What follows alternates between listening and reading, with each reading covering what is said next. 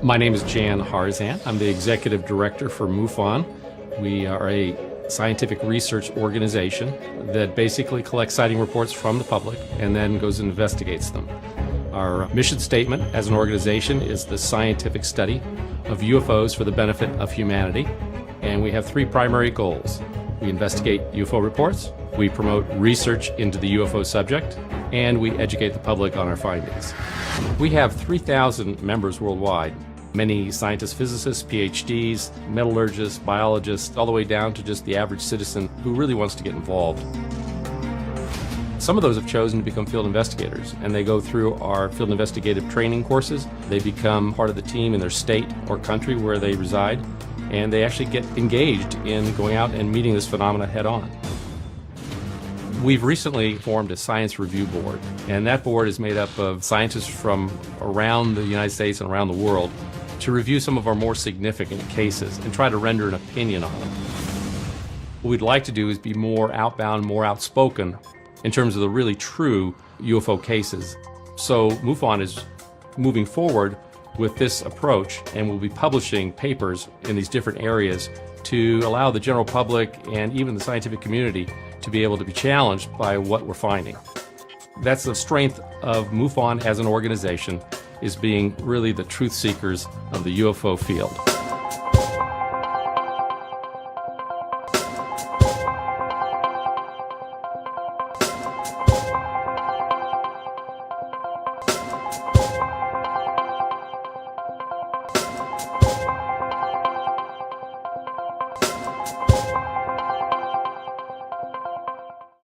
Our first speaker this morning, Dr. Donderi, is a retired associate professor of psychology at McGill University in Montreal and a former associate dean of the Faculty of Graduate Studies and Research at McGill. Author of over 100 research papers and technical reports, and most recently of UFOs, ETs, and alien abductions. A scientist looks at the evidence. Here to talk about evidence of ET abductions from the viewpoints of science, scientific intelligence, and common sense. Let me welcome to the stage Dr. Donderi.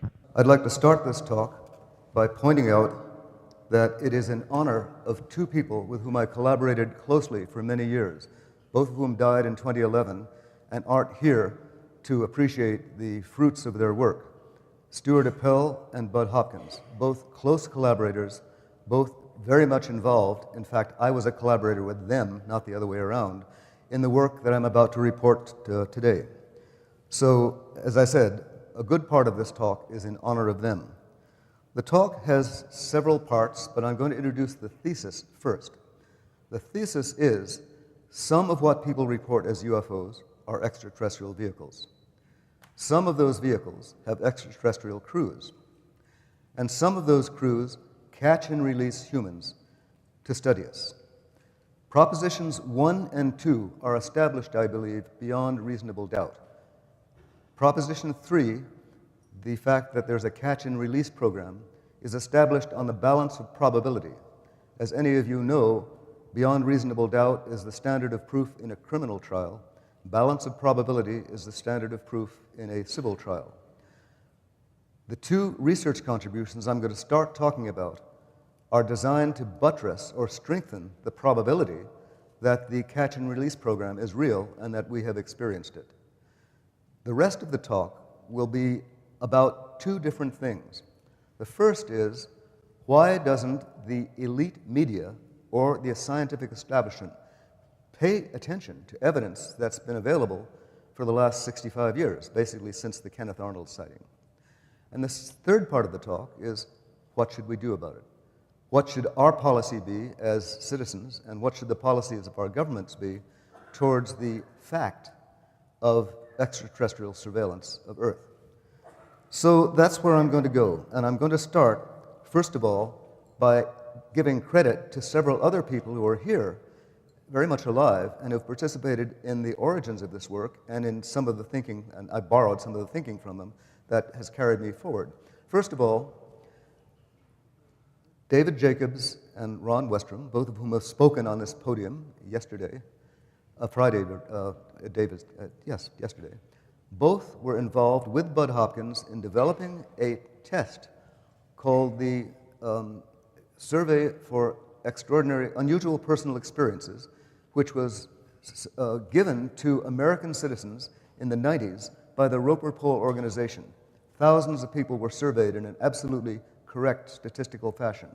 If those people answered 11 questions, which were inserted in the survey without mentioning that they had anything to do with UFOs or abductions, if those people answered 4 out of 5 particular questions in an affirmative way and answered negatively to a 5th question, it was assumed by Hopkins, by Jacobs, and by Ron Westrom that these people were very probably abducted. Now, the results of this survey were overpowering. There were a huge percentage of the people who responded that way, somewhere like 2% of the American population, which is a very large number. At the meeting where this was presented, I stood up and very politely objected. I said, "That's interesting, but I think you've got to do some follow-up work." And I then suggested, in a talk that I had prepared because I knew this in advance, about a minimum of $150,000 worth of work that should be done to follow this program up. I suggested hiring people to telephone all of these people who'd left their personal demographic information with the organization, follow-up phone interviews for those who looked promising, bring them to some central place and actually interview them in person, so forth and so on. In other words, following up extremely thoroughly on what looked like a fascinating and very promising beginning survey result. Nobody gave us $150,000 thereabouts to do this. I didn't honestly follow it up myself by writing a grant application to either the Canadian organization responsible for this, which is the Natural Sciences and Engineering Research Council, or the American equivalent, Natural Science Foundation, because I knew they wouldn't give us the money. But the idea was there, and a few years later, I was very happily called by Ted Davis, a very alive current contributor to this work, who was a sidekick of Bud's. And Bud and Ted together, Ted is a social worker, had put together a test they called the Hopkins-Davis Personality Inventory. Now, this test, which had some 608 questions in it, was designed to sort out people who were abductees, but maybe didn't know it, from people who weren't, that is, controls, who had no reason to think that they were abductees, or nobody else had any reason to think they were abductees. And Ted Davis and Bud had developed this test. They'd given it to about 20 or 22 of their own abductees, plus a couple of abductees provided by other researchers, David among them, I think. And then they had given their test to a few controls in the New York City area, which is where Bud and Ted were based. And they called me and asked if I'd cooperate on analyzing the results, because I'm a psychologist with statistical knowledge and the tools to do that work. They also needed more data, so I was willing to help them collect it, largely because at McGill, where I was a professor at the time, the students could get credit for doing research for research-oriented courses, and I could provide them with projects based on this work to gain research credit. So at nobody's expense, except the students' effort, I was able to collect a great deal more control data from people in the Montreal area and data from people that Bud and Ted had not tested. We gave people tests that were designed to find out what they knew about UFOs and the phenomenon. And this was after our own test had been given to most of these people, the controls. But we primed a certain subgroup of people, 20-odd people, by giving them those tests first. Have you ever seen a UFO? Has anything ever happened to you that's unusual? Have you seen any strange lights or people entering your house, and so forth and so on? The kind of leading questions that would make you think that these people are after something. And what it is, we then told them after they'd taken all these questionnaire tests. We said, now we'd like you to pretend that you'd been abducted by a UFO and answer this big, long test we had as if you had. So we had 3 groups of people. We had simulators, people we asked to take the test as if they'd been abducted. We had the controls that I had provided, or my students had provided, and had been provided by Bud and Ted. And we had the abductees that had been provided by Bud and Ted. The results of this study, once I analyzed it using some statistical techniques, which are really too complicated to explain, were quite clear. But before we get to the results, I'll remind you of where you can read about the results. In that book, which will be signed by me, if you want a copy, over at the vendor table after the lecture. back to the results. This is going to be a very brief description for a non-technical audience of something that requires about a half hour of explanation itself. The test, the so-called Hopkins-Davis personality inventory, which, as I pointed out to them, would be like giving a test to people who knew anything about Bud Hopkins, like going into a psychologist's office and taking the Freud neurosis test. Everybody would know what you're after by giving it that name. So we called it the American Personality Inventory for the purpose of this test. The American Personality Inventory has many scales. Each scale is based on some of the 608 questions that were asked. And each scale can be scored in a way that, according to Bud and Ted, suggested you've been abducted or didn't suggest you've been abducted. And the scales had something like a sense of general wrongness. That's wrong at the top. Down to the bottom where it says something like, God, I can't even read it myself. Babies. Have you experienced, as David's talk last night might have suggested, with unusual babies under unusual circumstances, and so forth and so on. They had gone through all of the symptomatology of abductees, extracted and made up questions that represented how people would respond if they'd been abducted on these symptoms, and put them into this huge 608 questionnaire. It was based on the design of a test called the Minnesota Multiphasic Personality Inventory, which is a standard psychological test used widely in clinics to sort out people's troubles, basically.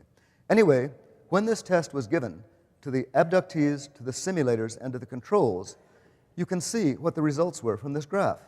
The abductees scored right down the middle in almost every case on these scales. Their results are in the dark black line that jaggedly wends its way down through each of these scales. The lower the score, the less likely you were to have been an abductee. The controls score lower. That's the dotted line, as you can see, always lower on this set of scales. And the simulators, the dashed line, score higher on almost all of the tests than the abductees or the controls. And using appropriate statistical techniques, we sorted out these results, and the results are quite conclusive, that on this test, for this particular sample of people, the abductees scored right in between the simulators, who overdid it, and the controls, who underdid it. So it was possible to separate the wheat from the chaff on this test with a total sample of 75 or so people. In a further sophistication of this analysis, using another technique that would take me a half hour to explain, called discriminant analysis, we were able to isolate a subset of some 65 questions that unequivocally separated these three groups of people once you knew how to score them. And that's something I just can't possibly go into. But I assure you it's kosher, and and I'll tell you why, because it's been published in a peer-reviewed journal just last month, or 2 months ago. The abductees, the simulators, and the controls all come out differently on this scale. And therefore, as far as I'm concerned, they are separate, at least in the sample that we had. Now, any of you who know anything about research know that one set of results like this doesn't prove anything. It merely adds to the balance of probabilities that the proposition that you presented is true. It would have disconfirmed this result if all of those people were indistinguishable. Then you would have been able to say that Donderi and Hopkins and Davis have shown nothing that separates abductees from anybody else. Case closed, let's go on to something else. Well, this doesn't do that. It doesn't close the case. It doesn't solve the case, but it suggests the case is worth pursuing. And that's what this experiment hoped to provide, because obviously you don't go into an experiment with a completely neutral attitude. You want it to show what you hope it shows, but you can't do it without offering the possibility that it might fail. We had the possibility that it might fail. It didn't fail, and this result demonstrates that. That's what we call the American Personality Inventory, and that's the work I did with Bud and Ted Davis and myself. I should mention, I talked to Kathleen Marden on Friday at one of the gatherings of this convention, and she pointed out to me that she has developed her own questionnaire, which she's now got, I believe, on her own website. Kathleen Marden is the co-author with Stanton Friedman of the second book about the Barney and Betty Hill abduction. She is Betty Hill's niece and knows the case very well, put it plainly. And Kathleen and I will get together and talk about how both of these questionnaires can be used. Probably the 65-question version that we sorted out from this longer one, and hers, to provide a kind of screening for potential abductees. Again, with no either proof or guarantee that anyone who screens out as a potential abductee is one, but at least it's better than nothing, and we know that these three categories of people can be discriminated on the basis of at least one test. Okay, the next thing I'm going to talk about, and probably even more controversially, is something called alien symbols. This again goes back to work that I did at the request or with the help of Bud Hopkins and Stuart Appel, my two late colleagues, who I regret deeply are not here to listen to what this is all about.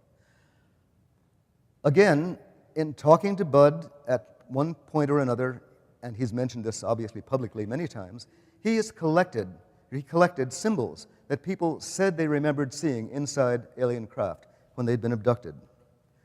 Stuart is an experimental psychologist like me, or was an experimental psychologist like me. Stuart also was a hypnotist, like Bud. And it occurred to Stuart that he should do something very much like what we did with this personality test, although quite independently. His idea was that he would find control subjects at his university, State University of Brockport, and he would hypnotize those controls and ask them to imagine they'd been abducted on an alien spaceship. And then after they came out of the hypnotic session, he would ask them post-hypnotically to remember symbols that they'd seen inside the alien craft. Now I think you're beginning to get the picture. If his controls imagined symbols that were no different than the symbols that Bud's abductees, alleged abductees, had remembered, then again the whole case would collapse. There'd be no reason to think that the people who claimed they'd been abducted and remembered symbols were remembering anything different from people who had been asked to imagine being hypnotized, imagine being abducted under hypnosis, and then drew symbols that they, quote, remembered after the abduction. Well, the experimental technique is obvious. Put these two sets of symbols together, take off all the information that might have indicated which group they came from, and ask people to compare them. My part of this came in because I had developed, quite independently of this, for totally other reasons, some statistical techniques that enabled that comparison to be made relatively easily by an audience like yourselves who would just sit down in front of these unmarked symbol sets and sort them into groups that looked similar. And from that information, using the statistical technique I developed, I was able to put them into what you might call a space, in which the distance between any two symbols in this space was analogous to the distance between two things in physical space. And the closer things are together in this similarity space, the more they look alike, psychologically.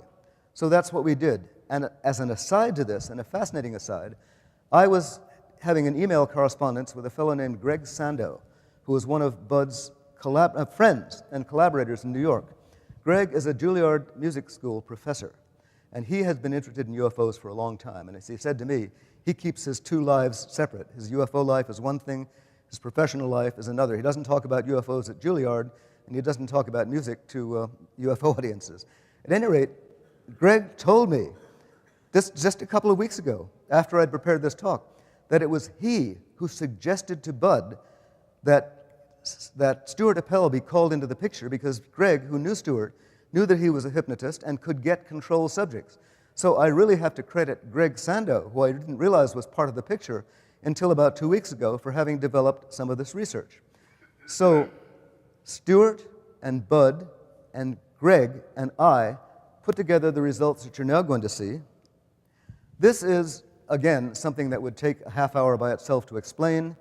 It's a plot in 3 dimensions of the locations of the 12 symbol sets that Bud had developed in the black squares to the lower left, and the 24 symbol sets that were imagined by Stuart, with one possible overlap in the middle, that little black dot that's standing out by itself. The Hopkins set sits all by itself in the corner, completely separate from the symbol set that was generated out of the imaginations of Stuart Appel's imaginary abductees. Now, what about these symbols? There's a caveat here. First of all, I won't show any more of the symbols than I've already put on a display that was given at a psychology conference as a poster a couple of years ago. The more these symbols are shopped around, the more anyone can copy them and say, I've been abducted, here are my symbols.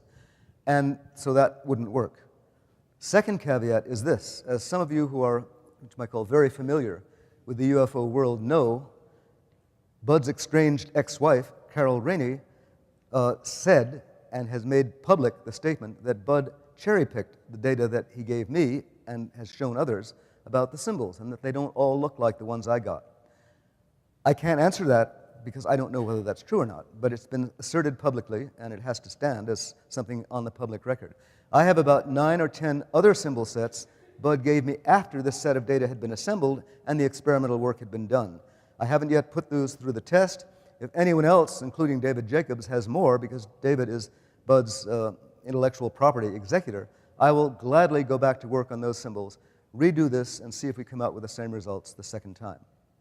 So this is the result, and here are the very small set of symbols that I have already presented and are presenting again.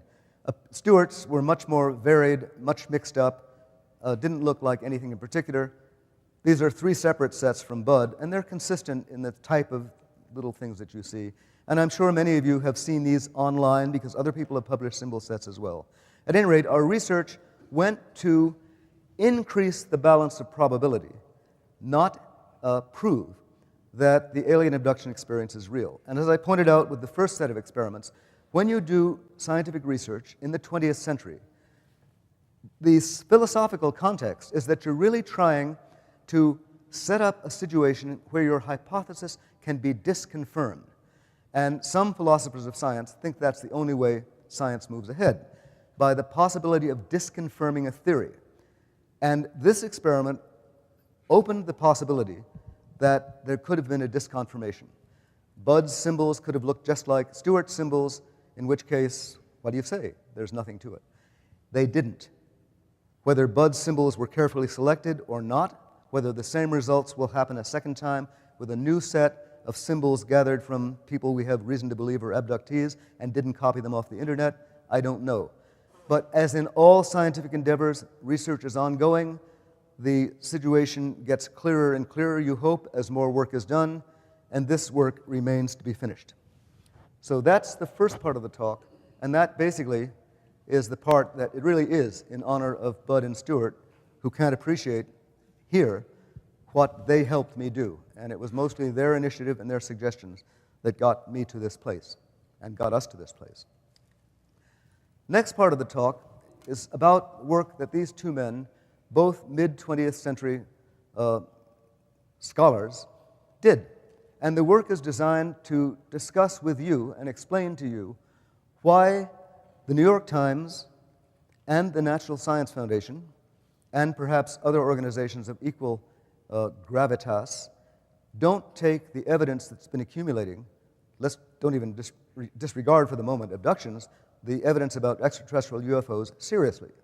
Each of these men, Thomas Kuhn and Leon Festinger, made a very important contribution to understanding this, understanding why we're in the middle of a situation where there's a tremendous amount of evidence and very little what you might call elite culture influence.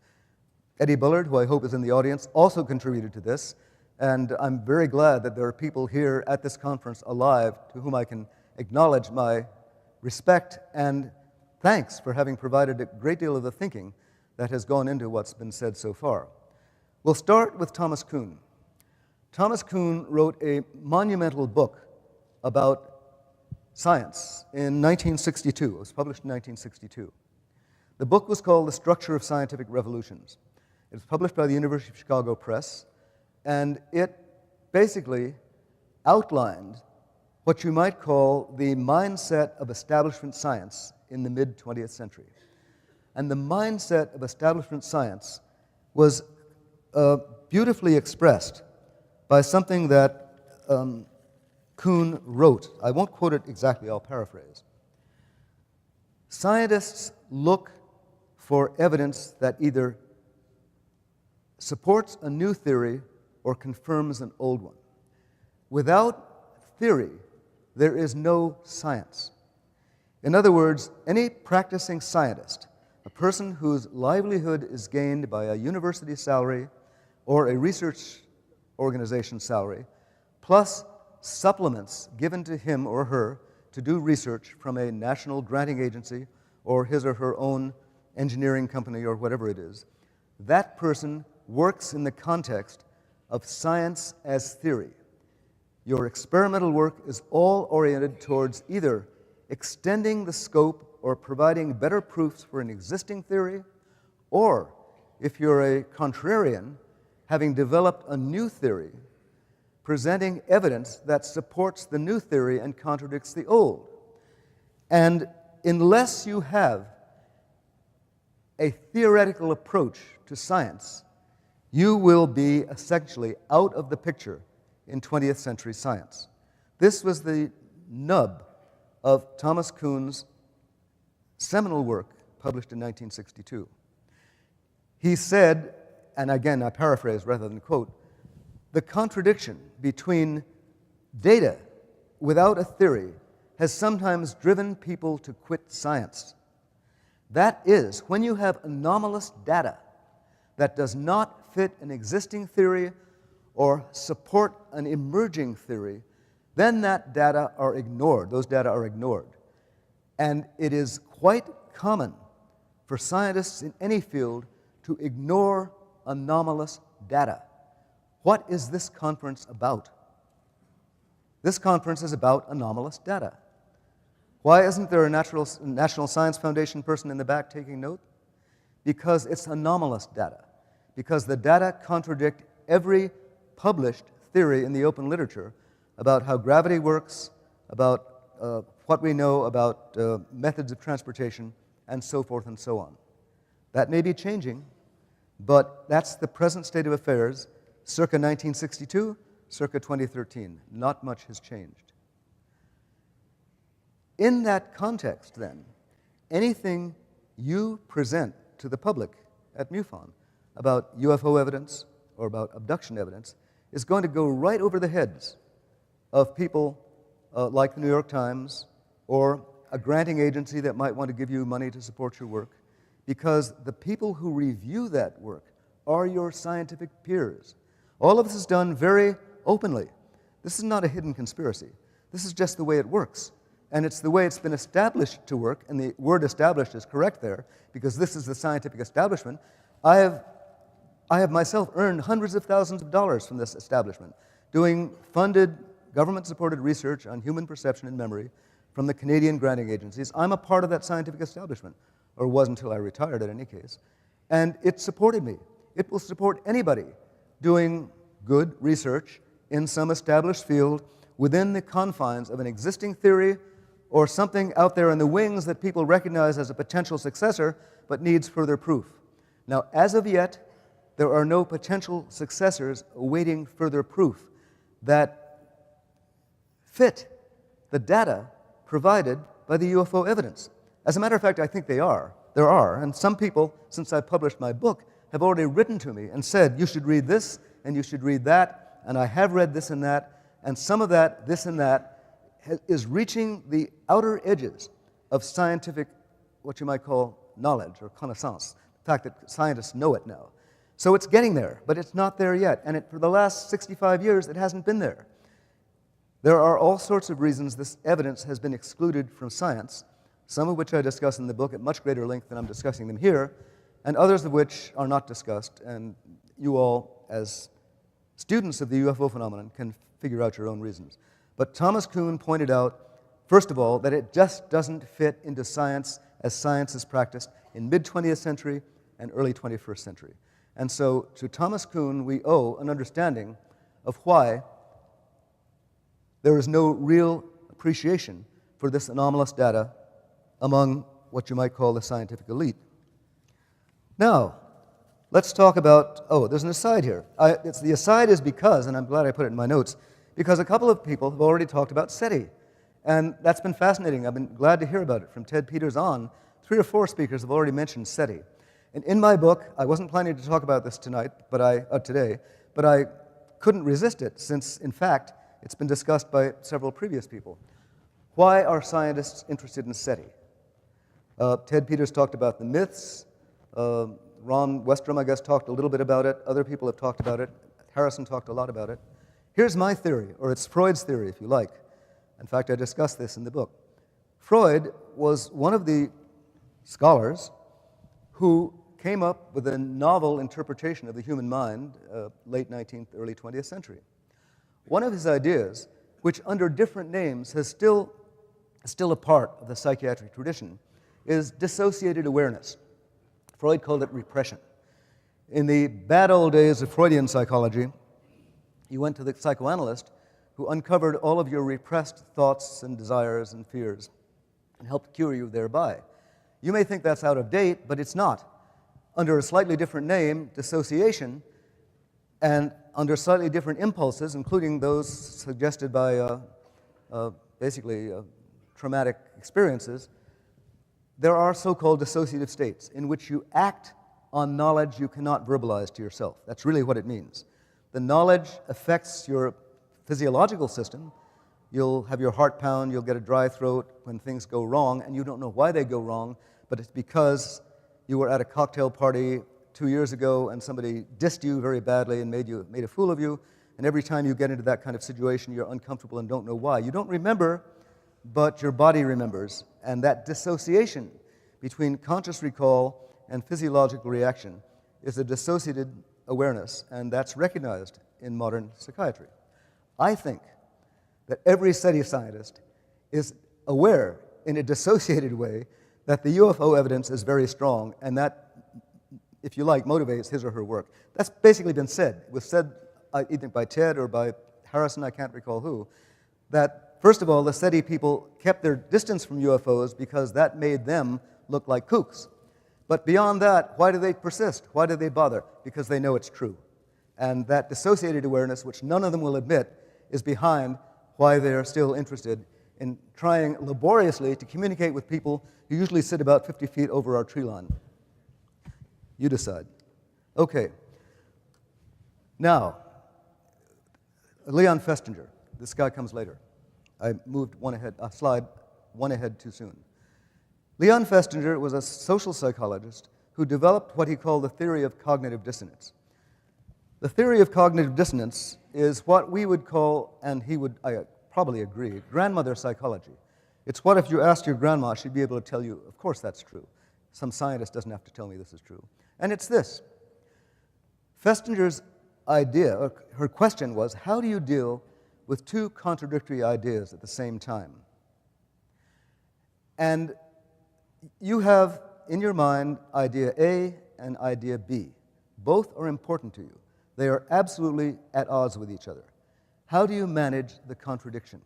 Interestingly enough, his book, the book in which this idea was first vetted, When Prophecy Fails, was a book about a UFO contactee group that didn't make the landing, so to speak, and then the members of the group had to figure out why they had been stood up and what kind of excuses they could give to themselves for maintaining their basic idea, which is we're in contact, and recognizing that the expectation that they had failed. What kind of excuses did they give to themselves?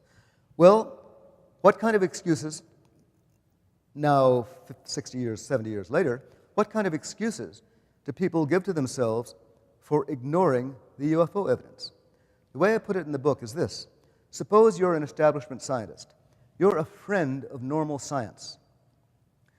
And I come to you and tell you something that basically disrespects your friendship with normal science. What I tell you is that there are anomalous vehicles that can be seen in the skies, hovering over our cities, Stephenville, for example, and recorded on radar, seen by people, photographed by people. This goes back, as you know, 60, 75 years. Gun camera photos are not new. McMinnville, Oregon happened a long time ago, and so forth and so on. All of this data are there. There's a stack of it. You know that. We all know that. The data are endless. It doesn't have to be repeated. You don't need more experiments to demonstrate that there are extraterrestrial UFOs in the Earth's atmosphere. But I'm telling you this, and you're a normal scientist, and you don't have a theory to explain it. What's the easiest thing to do? Donderi is a kook. Donderi pretends to be a scientist, but he's deluded. Donderi hangs out with the wrong people. He is in some sort of mind space that doesn't suit a scientist. In other words, you disrespect the messenger, not the message. That's old-fashioned. Everybody knew that before Festinger put it into a theory. But there are other things you can do as well. You can discredit what you don't know about the evidence. Well, it must have been gathered irregularly. It was only peasants, thanks to the, go back to the falling stones. It was only peasants who gathered it. We don't have to pay attention. We only pay attention when there's a member of the French Academy of Sciences on the spot and they fall down and almost hit him on the head.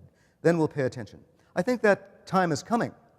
But effectively, Kuhn provided the philosophical background for understanding why we don't pay attention to anomalous evidence as scientists. Festinger provided the reason we don't pay attention to this, provided the explanation for how we avoid paying attention to it when these things are forced on our consciousness.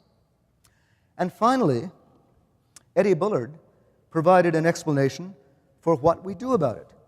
We say, and again, this is consistent with Festinger's theory, oh, it's all popular culture.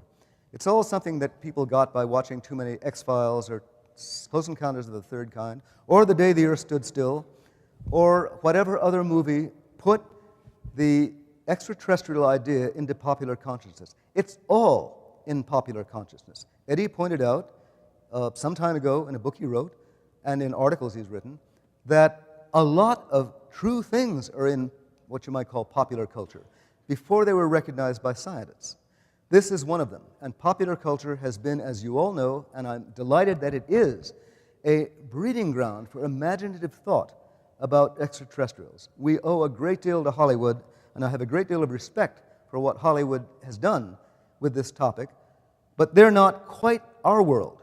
And ours is a bridge between the elite culture that won't recognize this, popular culture which does, and we're pushing for what you might call an open discussion of the whole topic by everybody.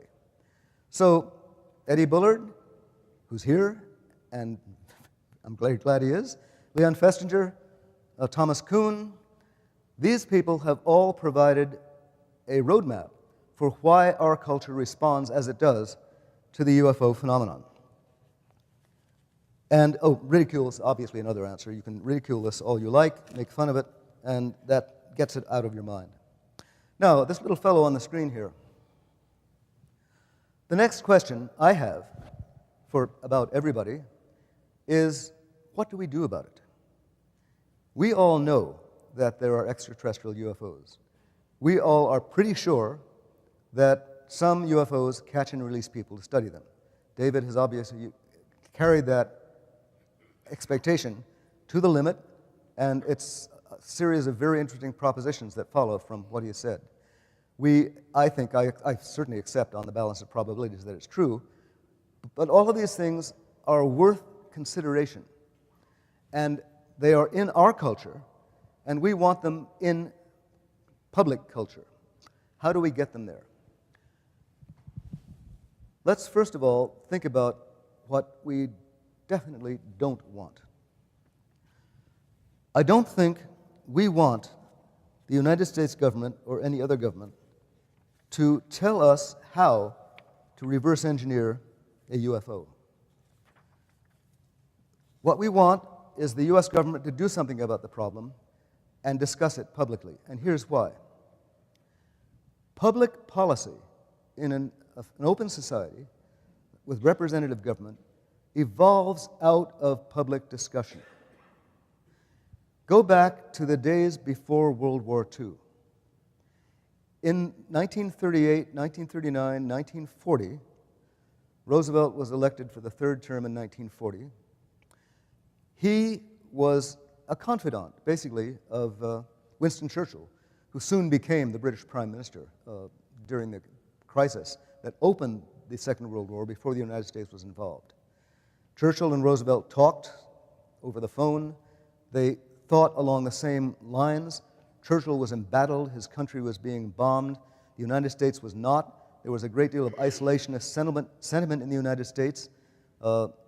America didn't want to get involved in a European war.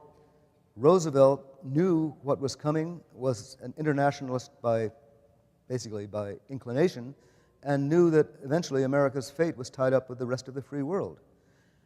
A debate was opened in the United States and in the United States Congress. That debate was about what the proper policy should be for the United States vis-a-vis the European war.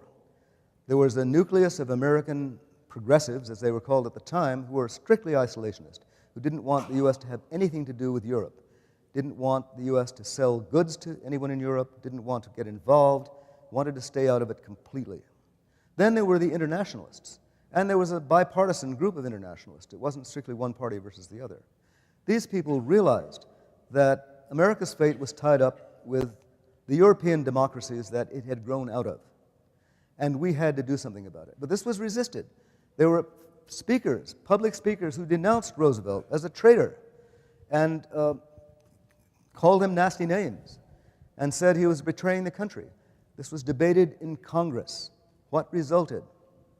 The Lend-Lease Act, supported by Congress, in which America essentially gave goods to Europe, and particularly Britain, in exchange for IOUs and bases that we could use in British possessions like Argentia, Canada, and other places.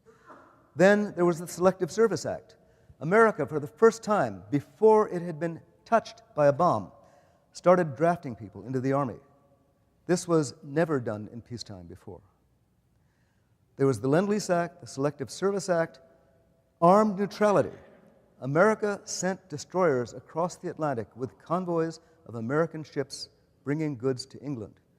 Before we were at war, some of our ships were torpedoed, some German U-boats were sunk. The U.S. was not at war. The U.S. was acting as an armed neutral. All of these acts were approved as public policy acts by the United States Congress, and they were done not in the context of explaining to Congress how the U.S. was rearming, which it was. Congress didn't hear from President Roosevelt or the War Department or the Navy Department what kind of new tanks they were going to build, what kind of new ships they were going to build, what kind of airplanes they were going to build. All they heard was, please appropriate $500 million, approved.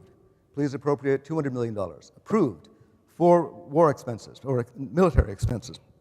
Nobody asked the United States government to explain how to build a tank in public.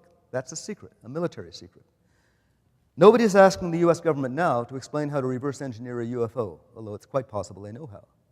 All I would like them to do is to provide enough information about the evidence background, which we are developing and which we know, to make it possible to carry out an informed discussion in public of these issues, to develop public policy on the issues.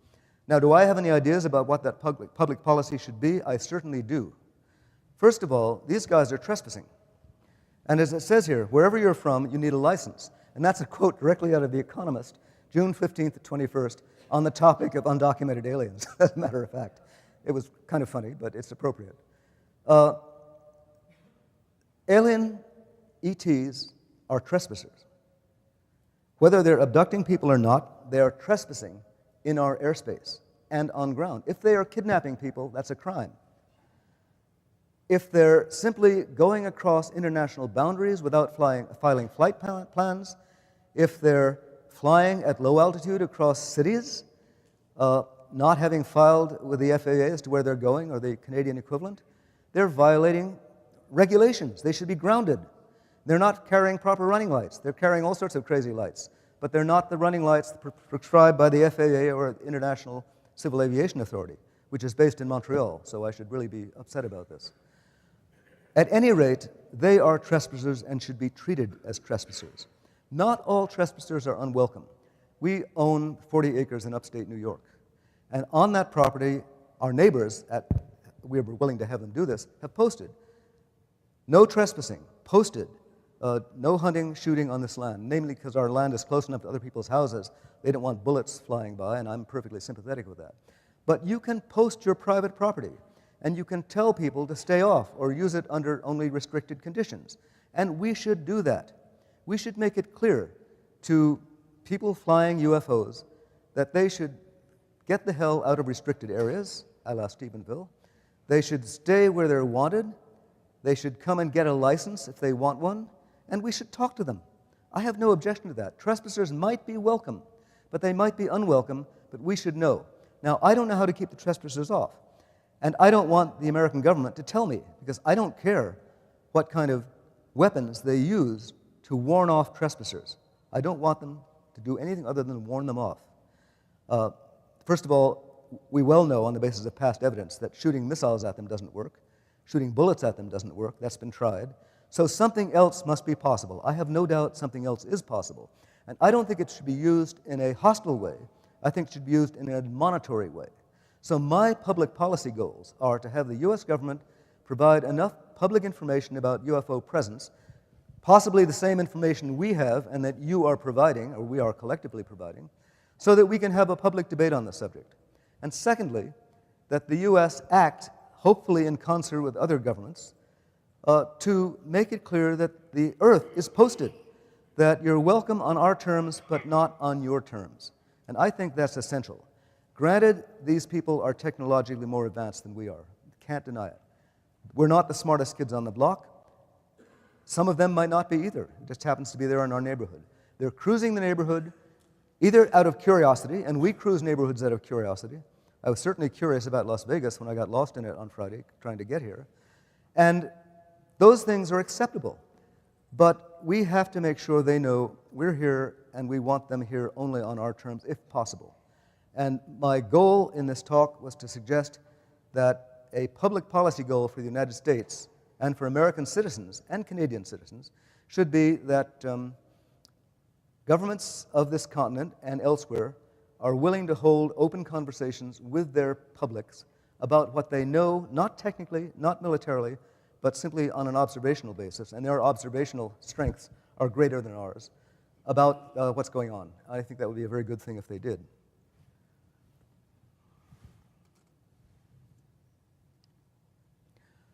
Where are they from? I don't know. And neither do any of us, except as everyone just about who's talked to you this convention has said, there are now thousands of possibilities. And here's an American scientist illustration numbering some of the possibilities, indicating what size stars and what size planets there are, and we all know about this because everybody has talked about it so far. Beyond that, I have very little to say, except this work is never done in isolation. Very much like conventional science, where everybody is standing on the shoulders of giants, which is what Newton said himself, everyone in this enterprise is standing on the shoulders of other people. And I've just written the names here of some of those people whom I know, and I've met a couple of more today that I didn't know, or today in the last couple of days. So this is definitely a collaborative effort in which every little piece helps, and my hope and sincere wish is that this becomes a publicly acknowledged collaborative effort that we all, not just MUFON, but even the New York Times, will eventually decide is worth talking about. Thank you very much. I'll be glad to answer questions.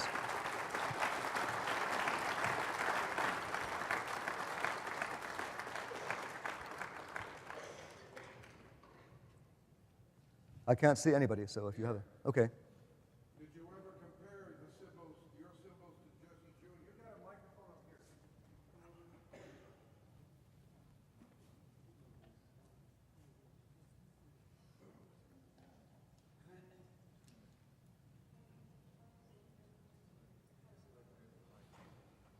morning and thank you. My name is Andy Baden. I'm from White Plains. It's not on.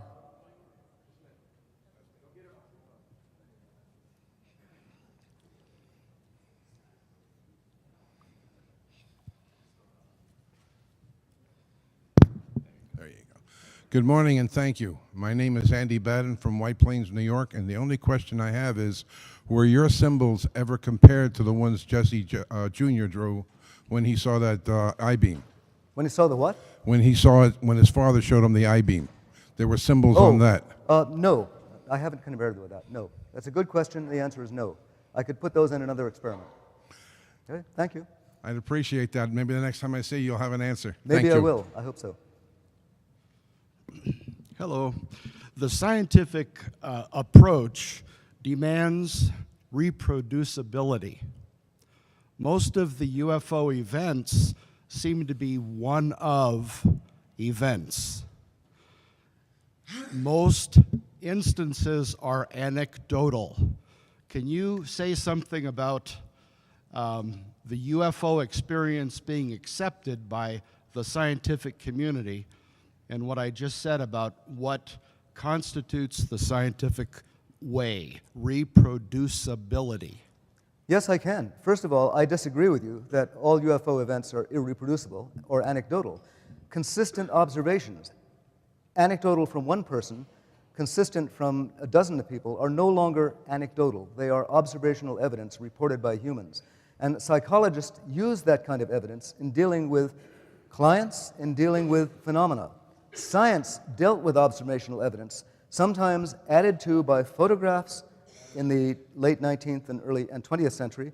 Before that, drawings, Galileo's pictures of moons around Jupiter through a telescope, long before there was anything as sophisticated as radar, which has provided UFO data, video cameras, which have provided UFO data. So I completely disagree with the proposition that all UFO data are anecdotal and that they're not reproducible. They are consistent and reproducible. That's my answer. Actually, I have a couple of questions. I'm going to cheat and have to ask two. One of them is, can you comment on the possibility of doing kind of cryptographic or linguistic analysis of some of the symbols? Because as a researcher myself, several clients I've had have also drawn these, and I put one of them up on the Star Team the Facebook page, the actual description of the actual photograph of the symbols that the person drew in trance. Can you comment on the possibility of doing kind of cryptographic or linguistic analysis on that? I can comment. It sounds like a great idea, but I'm not the person to do it. Are you aware of any possibilities of that? No, I'm not. I don't think not anything I know about is being done. Okay. These symbols usually come in sets of maybe 10 or 15, and that's what I've got. Maybe some sets with 4 or 5 symbols, some with 10 or 15. Okay. Never much more. And I don't know how to do that myself. I'd be delighted to cooperate with anybody who does. Right. And what they would get out of that, I don't know. But that's not my game. Okay. I think it's somebody else's game, and more power to them. If you know anybody, let them call me. I'd be glad. I'd love to find one glad myself. to talk. I'm gonna throw in a quick and then I'll walk away. You talked about asserting sovereignty over Earth, essentially. Is that in one possibility? Is that what sort of, in a way, maybe our military-industrial complex is trying to do? Is establish essentially a military fence around Earth? Well, I don't know. Is there some kind of can you comment on that, one way or the other, any ramifications or anything? I love to stay away from commenting on things I don't know anything about. Okay. All right. The answer is possibly, but I don't know. Okay. And secondly, I hope they are, but I wish they'd tell us. Right. Okay. Thank you. Okay. You showed a very impressive ability to discriminate between apparently real abductions and controls. However, you did not mention any of the questions of the 65 questions that actually help that discrimination. Is that because that oversimplifies the process, or because you don't want to let those questions be known because that would affect future research? Both. I don't want to let them be known so they won't contaminate future research, and it would have taken too long to explain what they were about. Both. Okay. Hi. If UFOs have been around for hundreds, maybe thousands, maybe millions of years, before the Declaration of Independence, before Lewis and Clark, before we set borders, how can we say that they are trespassing on our planet? Do we own the moon? Do we own the solar system? Is this our Milky Way? Who owns the Earth, really? The borders are being in dispute to this very day. And so this idea that we set a border and we decide that nobody else could come on, now we can enforce it against Mexico, let's say, but you try. When the military was told to shoot down if they don't land upon command, remember?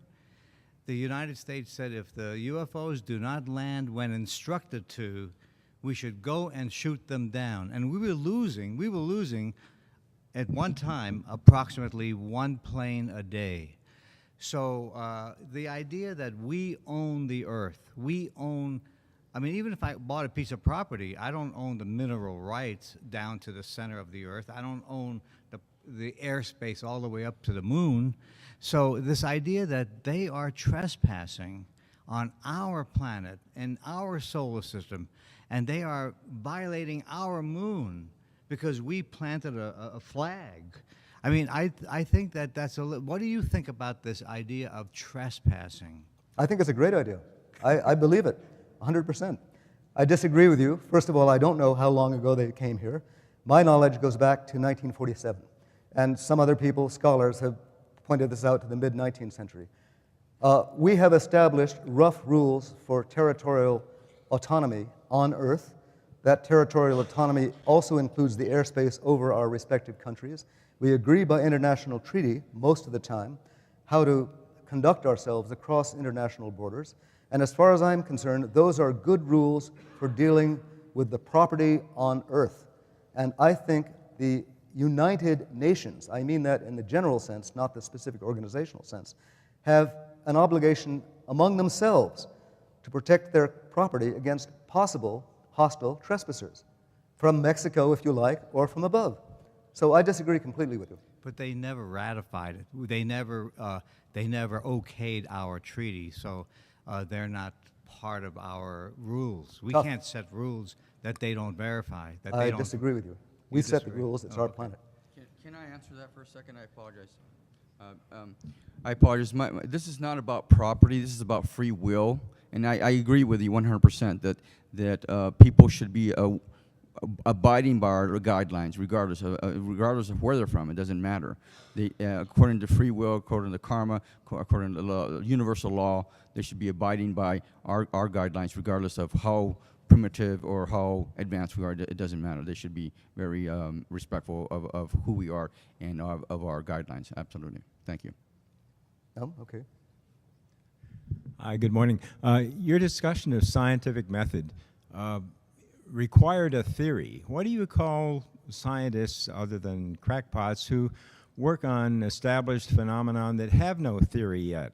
In the 19th century, they would have been savants. They would have been respected contributors to their field. And I respect people who do that. All I was saying was that in the structure of establishment science, there is very little place for people like that. That doesn't mean they shouldn't work. That doesn't mean if they have independent source of money, they shouldn't do what they're doing. I'm all for it. I was just pointing out as a descriptor, not as an endorser, of how modern science actually works. And I didn't get that idea out of my head. I got it out of Thomas Kuhn's head. Yes. So I'm not disagreeing that working independently on anomalous phenomena is a good thing. It's a great thing. It should be better supported. Thank you very much. You're welcome. Well, thank you very much.